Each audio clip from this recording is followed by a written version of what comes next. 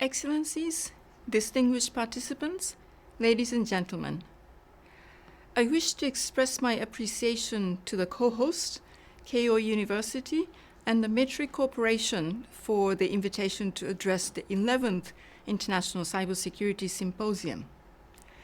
I welcome the theme of this year's symposium, from digital social security to digital national security, creating trust to accomplish safety and security. This theme highlights the critical feature, creating trust, which we need to build into our present international environment to ensure a safe and secure future for all. Trust is a central element of Secretary General Antonio Guterres' report, Our Common Agenda, which he prepared pursuant to a request of the General Assembly on the 75th anniversary of the United Nations. The Secretary General regards building trust and countering mistrust as a defining challenge of our times. In this connection, we have been witnessing a worldwide breakdown in trust in major institutions due to both their real and perceived failures to deliver, be fair, transparent, and inclusive, and to make a difference in people's lives. To reverse this trend, the Secretary General has called a renewed social contract between governments and their people and within societies. But beyond public institutions, building sustainable trust requires the support of other critical stakeholders, including the private sector, technical experts, non-governmental organizations, and academia. This is especially true in the digital space. In the context of digital global security, trust is a two-way street. Undermining trust can threaten international peace and security, while building trust must support it. It is widely acknowledged, for instance, that certain malicious uses of information and communications technologies by states can undermine trust, are potentially escalatory, and can threaten international peace and security.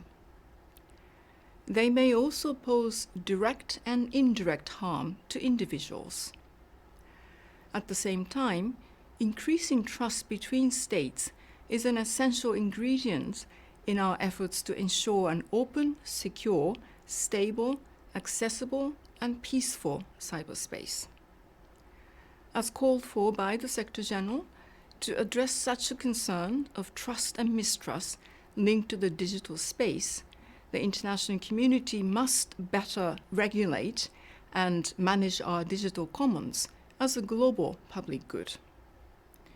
Over the last 2 decades, intergovernmental processes under the auspices of the United Nations General Assembly have progressively built a normative framework addressing the peace and security challenges arising from state use of information and communications technologies.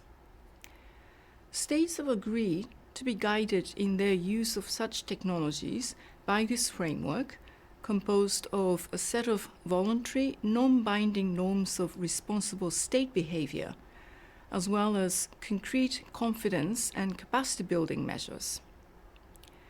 States have also affirmed the applicability of international law in cyberspace. A series of groups of governmental experts has met over the last 2 decades to progressively build this framework. The latest expert group, the 6th to address these issues, completed its work this year, agreeing to detailed guidance on norm implementation and outlined common understandings on the range of critical issues, including capacity building, applicability of international law, and confidence-building measures.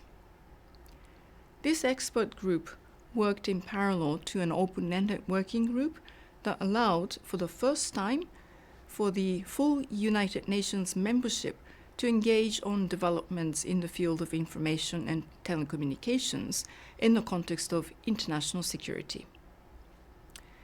Through these multilateral processes, states have considered actions that prevent harmful or threatening practices, increase trust and confidence, and reduce related threats to international security and stability in cyberspace.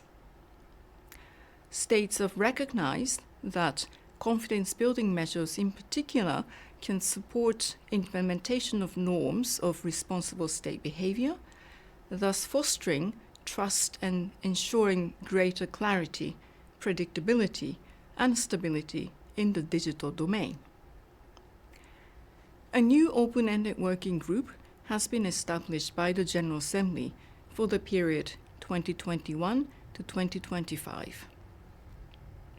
States will once again have an opportunity to build on previous progress and to continue to further elaborate the rules, norms, and principles of responsible behavior of states in cyberspace with a view to building trust and reducing risk and escalation.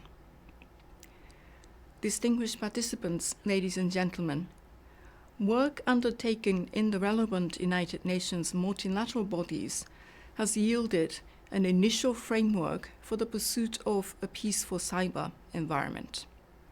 Nonetheless, more must be done to ensure that cyberspace remains safe and accessible. Trust building will remain fundamental to these efforts. I wish you all very productive discussions and thank you very much for your attention.